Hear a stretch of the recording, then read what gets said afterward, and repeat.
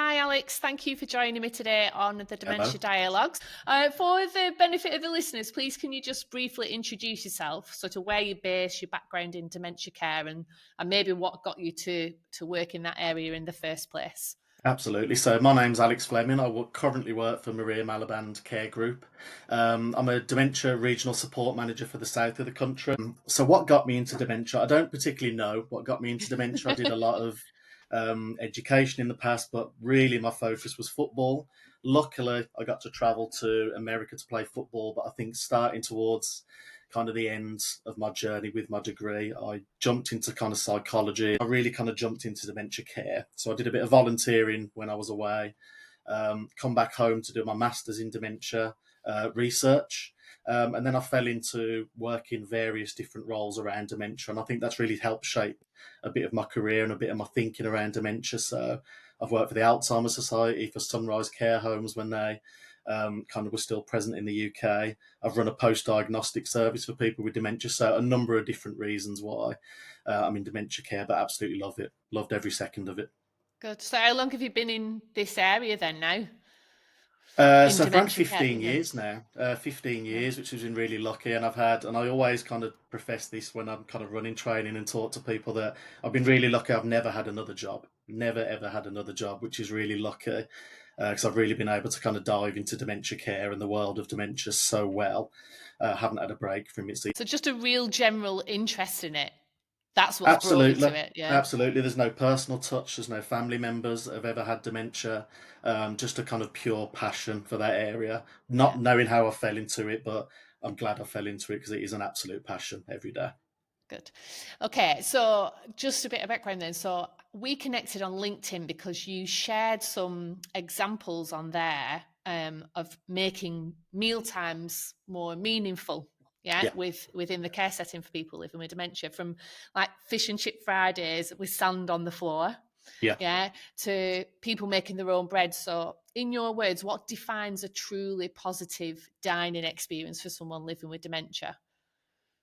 Well, I think there's probably a number of things. But I think when I think about being in the care space and being in different spaces across my kind of career, I think often what food and drink has been seen as is a bit of a task that has to be done over a small Mm, portion of the day.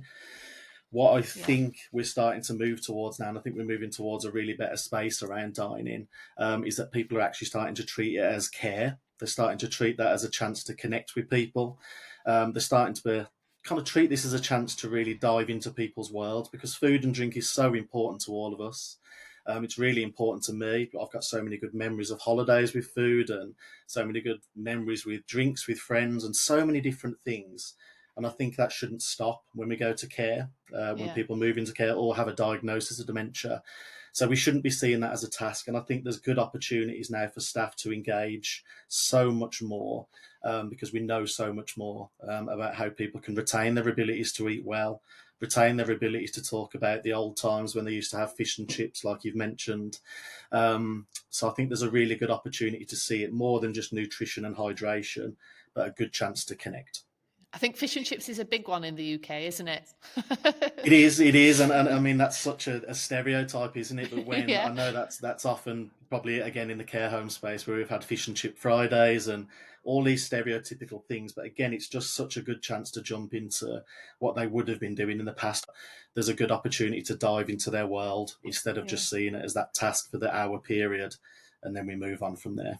I know fish and chips would definitely be my father-in-law's go-to. Like he's just had a couple of tests at the hospital on Friday, and he'd not been able to eat for nearly 24 hours, and he was just more chuffed that he could have fish and chips on Friday when I got home. So we knew he were all right because he were having his chippy.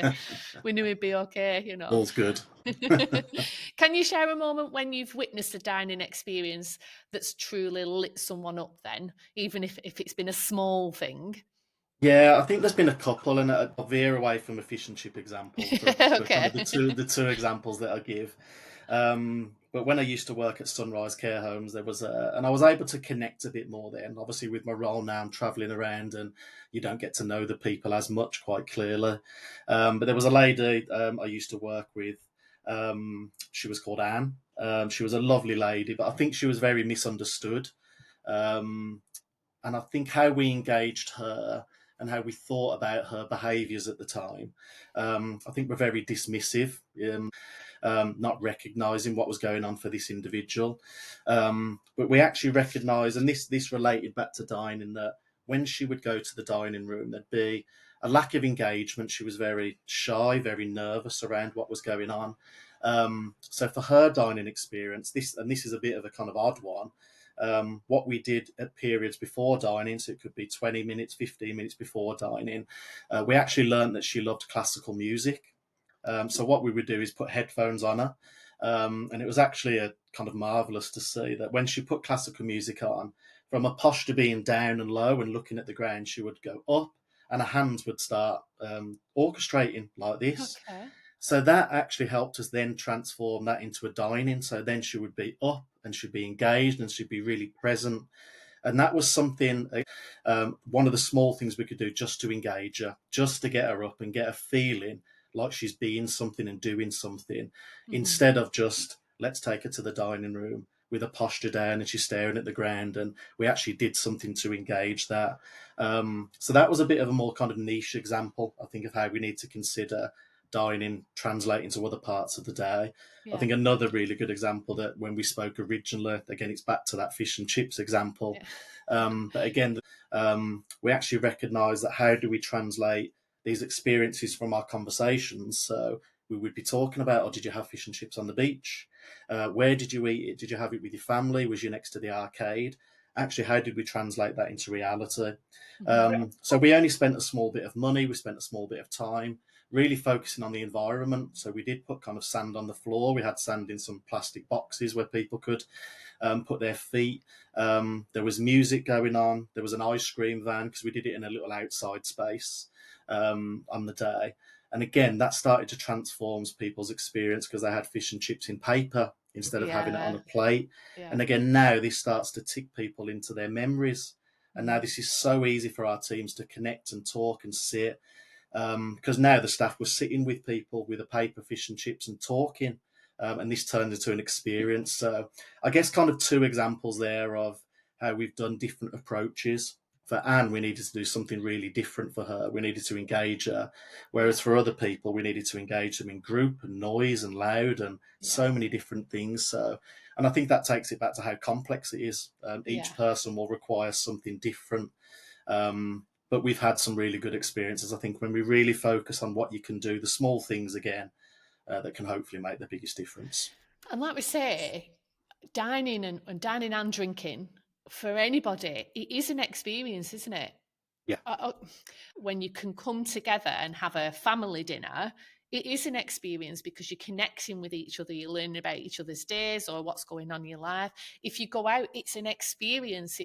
It's the surroundings, it's the environment, it's the music, it's the warmth, it's the company, it's everything, isn't it? It's not just about yeah. having a meal. So I It's like, not just yeah, about the meal, and I think sometimes, I mean, often we forget that, don't we? Because, like yeah, you say, we're passing through work and we pop in yeah, and we'll cook something quickly, but we actually forget about the whole experience behind that. And again, there was another really good example from one of our care homes recently where we'd worked with the dementia ambassador, where there was, and again, this relates back to food and drink in particular, but he was really struggling with his personal care. But how we was able to engage him is say you need to have personal care and get up and ready and smell nice because you go into the pub.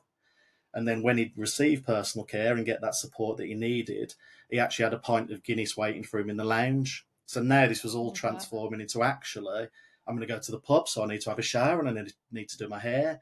yeah. And again, that's all an experience, isn't it? Which is Yeah. really key. So yeah, you're absolutely right. Yeah, and you're right. It is complex, isn't it? Because it's knowing those individuals and knowing that everybody's different, and how do we approach that? And that obviously takes time and understanding, which is very limited in a care setting. And for the carers, we can appreciate that, can't we? Yeah, we Um, can. Yeah. but we're not expecting anything to happen overnight either, No. So it can be done over time, can't it? It's just about making those small changes and having the courage to do that and make Yeah, those changes. Yeah. absolutely. So on Yeah. the flip side, have you seen any dining situations where people have been unintentionally excluded or misunderstood then? I think there's definitely been some examples where you kind of focus and take a kind of look in the corner when you're looking over kind of environment, thinking things that could have been better. just by making those small changes. So I've never really looked at anything and thought something was way too complex and there was Yeah. something way too much going on that even the care team could really fix that.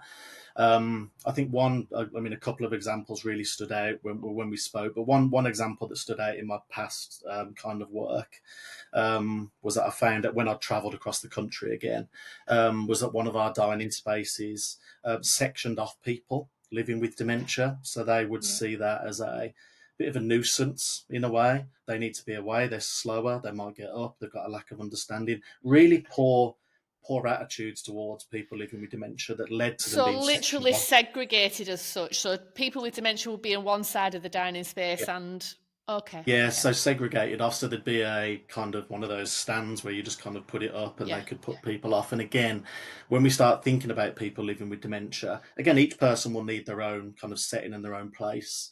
For some people, that might work and the person might be absolutely fine with that and they're sitting on their own. But I yeah, think on reflection, when we start to think, is that the fix? And it isn't. We know that's not the fix. The yeah, fix is ensuring that we're engaging with people and we're with people and we recognise their difficulties. So I think that was probably one of the biggest ones that stood out to me because again, that's just a really poor way of fixing what was obviously quite challenging to the team. But we recognise that that's not the fix. We need to engage people a lot better around dining. So that's probably the one that really stood out. There's been other examples, kind of really small examples, where I think really it's about the care team engaging probably with the environment. The environment's probably the biggest fix. So again, examples where residents have been sat in front, others have been behind them. So the bin's banging, the bin's going off. And again, if we relate that back to the experience we just discussed, would we sit in a restaurant and have a bin banging behind us? We yeah, probably wouldn't. We'd yeah, probably say this isn't the place for me. yeah, Again, if we think about people living with dementia, that leads to potentially that person not eating, pushing their plate away, not being able to express that they don't want that bin banging behind them because they may have a lack of communication or any type of needs to be able to express that to the yeah, care team. So probably a lot of the negative examples I've seen are so easily fixed. But again, maybe because some of our care teams are seeing that as a task, that they're just there to get the job done and the bin doesn't really matter. yeah. Again, it's just taking that step back, which is really key. And just touching on that segregation, just a point there, it's that is it that still that stigma and that label of somebody being dementia being or expected to be more difficult, yet and yet not remembering or understanding that every dementia journey is different. And yes, Yeah, some may have behaviours that we still need to understand why they are behaving that way. But equally, people without dementia may still be have difficult behaviours. So why not just integrate everybody together rather than yeah, just it's like sitting all the naughty kids on one table.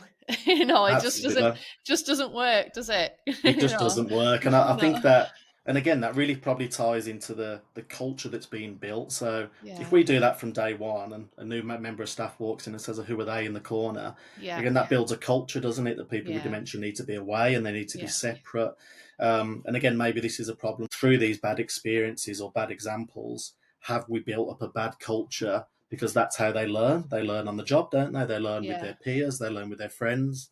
And these are difficult things to challenge, but that's, I'm sure, why we advocate for dementia so strongly, both of us, that we continue to push the boat, don't we, and really try to share as much knowledge as we can. We've got to try, haven't we? We have, yeah, we've got to keep trying. It's been 15 years so far, and I'm not giving up now. So But thank you to people like you. It's making my job a bit easier and being able to share it with people means a yeah, lot. So we will keep marching on, Alex. we will indeed. We will. What are some of the common challenges then that you encounter when trying to change how teams approach dining? And how do you navigate those? I think it relates back to the common things that we probably hear across care is that how do we do that with the time that we've got, which I Yeah. think is an understandable challenge. That's Yeah. something that we can't create an extra 15 minutes for every single person. It's a really complex moment for care staff, I think, because they're challenging a lot of different things, aren't they? Mm. They're challenging the expectations of the kitchen. They're challenging the expectations of when the food trolley is going to be back down. Expectations potentially of family members and expectations of head office. So many different things going on Yeah. for that care team, and I think that's often what we come across is that they're navigating so many different things. when we really just want them to step back and put the person with dementia at the heart of what they're doing. So Yeah. if they recognise that there's a challenge going on in terms of time, so let's think about the trolley going back down. And again, I've read a number of bits of research around those challenges that if the staff are recognising that the trolley needs to be back down in 1 hour's time, how do they challenge that? How do they disrupt that system? Because they're Mhm. recognising that doesn't work for people living with dementia. Um, and that's what we really advocate for our teams to do. We try to encourage that people take that step back and become that person-centered focus again. And we know that person-centered focus works once they start instilling those principles. That's a really key. I think probably the second challenge, again, aside from probably time and being that disruptor, is the level of skill that they need to engage someone living with dementia. So if there's 20 people sitting in a dining room, you need to be able to step into 20 different pairs of shoes. Yeah. And that's a really big challenge for people, isn't it? That we have to, from there, we need to go and cut someone's food up potentially to support them. To Mhm. over here, where someone needs a certain type of drink or they need a certain type of conversation. And that's a really big challenge, isn't it? Yeah. And I think probably a big challenge even still for me. How do I go and step into those 20 pairs of shoes? And that creates a bit of a burden on staff because they take it to heart. They Mm. care and support the people that they see every single day. So it creates a bit of a burden on them. So probably to answer the question, not one thing in particular, probably a number of different factors. Time probably being the biggest one, and their level of skill. Being able to converse with someone through their food and engage is a really hard skill. I think it's that time thing, and thinking back to when I were younger, a lot younger, and worked in a care home, it was that feeling of guilt if I sat with someone and gave them that time of the task-based things that maybe were being sacrificed because Yeah, I was sitting and chatting to, yeah, let's say, Anne or Frida or whoever, and having that guilt that there was still X, Y, and Z that still needed to be done. I really, really feel for the carers, like they are juggling so much, and yet we're asking them to try and make change and not necessarily do a little more, but flip it yeah. and look at it in a different way.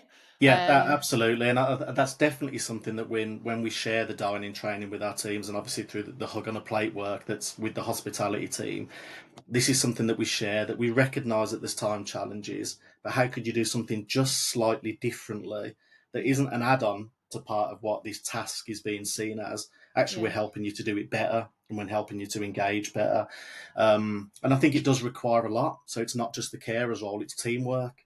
So it's everybody recognising yeah, that they need to work together. So if that is a case of the food trolley needs to be half an hour later because that encourages people to eat better, that needs to be a yeah, conversation, doesn't it? That can't just be the yeah, carer's fix to do that. yeah, And you're absolutely right. When I worked in care, it was a guilt that if Bob hadn't eaten, you feel guilty for that. mm, You think, what could I have done? So you invest in it, don't you? yeah, You do yeah, invest. yeah.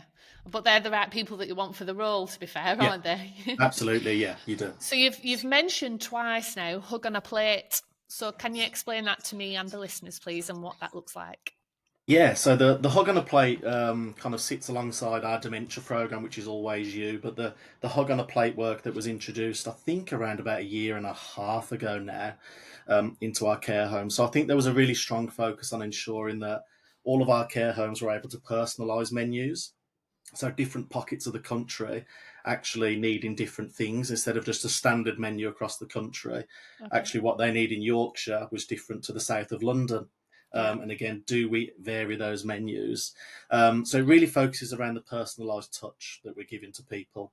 Are they able to eat what they need to? And I think, yes, they absolutely do eat what they want to and eat what they need to. It also ties into a lot of work we've done around our environment. So ensuring that there's contrasted plates against the tables. There's proper glassware there. So again, that experience of eating food with a glass of wine is Mm, different. Wine in a cup is different to wine in a glass, isn't it? That whole experience yeah. of doing that is really, really important. So that's the hug on a plate in principle. Work around the environment, a lot of work with our chefs. And a lot of work about how we focus our person-centered touch for team members. So it's going really well so far. Yeah. They're quite open to it then, are they? Absolutely, yeah. So We've had yeah, I mean, we've recently just done a run of dining days, hospitality days, and obviously dementia had a part in that, and people are so invested in it because, like we've mentioned, and this was care home managers and chefs that attended the training. Again, it's very complex, isn't it? And I think yeah, they're so invested in it because anything that they can take away, in terms of environment or any training that they can receive, is so important. So yeah, we've seen a really good investment over the last 6 months of people really asking those positive questions around it and not shying away, being really open about what they can do. so you also obviously work across a diverse care teams. How do you support them adapting dining to fit different cultural and personal and sensory needs? I think that is a Difficult. big challenge. It is a Yeah, it is a challenge because obviously when we deliver training to a number of different teams across the country, we've got so many different experiences of dementia. I think yeah, from probably the countries that again they've travelled from have such a different perception of dementia compared to what I might do because my learning has been so different and my culture potentially has been so different. So we really, and again, we pull back to say, how do we fit to that person's needs? What's the person-centered focus? And always pull back to that as our main principle, of trying to get our teams to understand why food is so important and dining is so important. So being always able to pull back, and I think secondly is understanding their needs as well. So the yeah, staff's needs. So again, we had just recently, I'm training a lady that travelled in from Zimbabwe. She'd been in the country for a number of years. Um, and again related back to her experiences of what we would say is distress behaviour. Actually, she related that back to in Zimbabwe what the belief might have been, is that person was a witch or they were going crazy because they yeah, don't sleep through certain periods of the day. And I know not related to dining, but again, that's a interesting perception, isn't it? Because now mm, that member of staff, and she didn't in this case, but she might perceive people not eating as a really negative point, and really yeah, that person's being challenging or disruptive or they're yeah, non-compliant. All these really negative things that we hear in care. yeah, So we always try and pull them back to say, what's the person-centered focus? What does that yeah, person need? But it yeah. is a challenge. You're absolutely right. Yeah. That's a massive one, isn't it? It is about understanding what the real message is in whatever's happening. When I worked in schools, kids that are, and I say in inverted commas, acting out or not concentrating, what's the reason? Like there's a reason for it. There's a reason for everything. So There there's a is. reason for it. So you just need to, like say, take a step back. Right, let's have a look. Like what really is going on here? What is it? Yeah, Yeah. the taking a step back is really key, and again, that's Mm, something that I share quite often in training. Allowing yourself to step back and say, yeah. what's happening, what's going on in this scenario, and Yeah. typically related to dining. Take a step back, give yourself 2 minutes to say what's Yeah. going on, because it will help you in the long run. It will Yeah. really, really help you instead of just saying that's what people with dementia do, or that's because they're challenging, and people with dementia don't eat. Again, some of the really negative things we hear, Yeah. just giving yourself a chance to step back. Yeah. But it is a challenge because again, we work across a number of different diverse cultures and different nationalities, and I think we need to be able to adapt as well. I need to understand their perspective, Yeah. instead of just thinking that they should just understand when Yeah. that's just not it. That's just Yeah. not how it works. So, but it's really interesting some of the stuff you hear. Yeah. But we get people really on the right side. Again, some people are so keen and willing to learn. It's really kind of good to see. It's giving the carers, I think, going back to that time thing and this hang up of them not having enough time and that task based approach. It's the powers that be saying, if you feel the need to, take that time, take that 2 minutes, take that step back. And Yeah. that's fine if you're observing, because like you've said, it's going to help you in the long run and probably save you time in the long run as well from spending the time in observing. So it's No, definitely it something to be absolutely does. done. We had I mean, a perfect example. It was a few weeks ago where an individual in the dining room finished food. But again, she was very, what do I do next? What's happening next? And she was up and around. And again, this is where you can see the challenges, and not all I could see the challenges from our care team, that she tried to go into the kitchen area where the hot trolley was. And now I can see the care staff thinking, how do we avoid this risk? What do we do? How do Mm. we potentially just get her to go and sit down or go to the lounge? So we adopted an approach where I said to the team, how about we just get her to go and sweep around the room and go and clean? And what did she do? We give her a sweep and said, while we're waiting, can you just go and sweep around for me? And she did. She was engaged. She was happy. She'd go and sweep and go and sit down and go and sweep and sit down. And again, that's how we're starting to engage people, because she ate really well, but the next step was she was becoming a bit distressed. Yeah. So how do we take that step back and just alleviate something as well as we can? But you're right. It's the top down approach of saying that's okay to do that, and Yeah. we want you to do that, and we encourage it. And that example of the lady sweeping, and listeners will go, oh, here she goes again. She's banging on about purpose. But it's true. That lady at home, when she was in her own environment, that might have Yeah, been, she might have eaten her meal. And then, as general women do, they get up straight away, they start clearing up. You know, they do. We don't just yeah, sit and wait for someone to come and take her plates away at home, because that just doesn't yeah. happen, My does dad's it? the same. I mean, my dad isn't living with dementia, but God, he will finish his dinner and he'll be straight to the sink because he wants to Yeah. clean up. And Yeah. again, Yeah. knowing that is so key, so it doesn't cause distress and he's not sitting there bored and he's Yeah. not sitting there thinking what's happening next. But it is really really crucial. Certainly, caring for people with dementia, it's about taking that step back, giving Yeah. yourself that opportunity to do that, Yeah. because the person deserves it. They absolutely Yeah. deserve that time. It doesn't need to be like when you were working in the setting and you were doing the little things. What simple dining related changes that don't necessarily cost the earth make the biggest impact on someone's well-being in a care home setting? What can care homes start doing? I think the first one is connection. I think our staff need to recognise that connection is so important, and that doesn't cost anything at all. That Mm-hmm. just costs our kind of ability to really sit there and say, how do I connect with that individual? Really, all that cost is a couple of minutes here and there because you're able to sit and engage and really be with people. And again, that's a really strong focus is connection, because a lot of obviously my dementia learning was focused around the often what happens in poor care is that we do tasks to people. So we Mm-hmm. do care to people. We do food to you. We'll do the drink to you. When really, how do we do it together? How do Yeah. we sit here together and go through this experience of what you're going through? And doing that together is so key. And again, that's a really big challenge, isn't it? Because we're trying to pull away this culture that all Bob needs to do today is eat that food. But really, what we should be asking is, how do I get him to enjoy that food as much as possible? How do I reduce any distress that he might be showing? So probably number one is connection, because I think that doesn't cost anything. That's just a conscious ability to say, actually, this is a person and I'm a person as well. And how do we do that together? Probably the second focus for me is really focusing on your environment. So how do we encourage people to engage? I think firstly in a person-centered way. So what does each person need around their environment?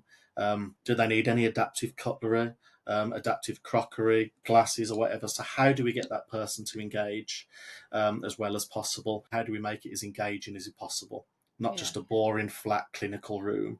And again, that costs a bit of money, but again, you'll see in the long run the effects of doing that. So probably they're the two main key things for me: connection and environment, and how do we kind of pull them together.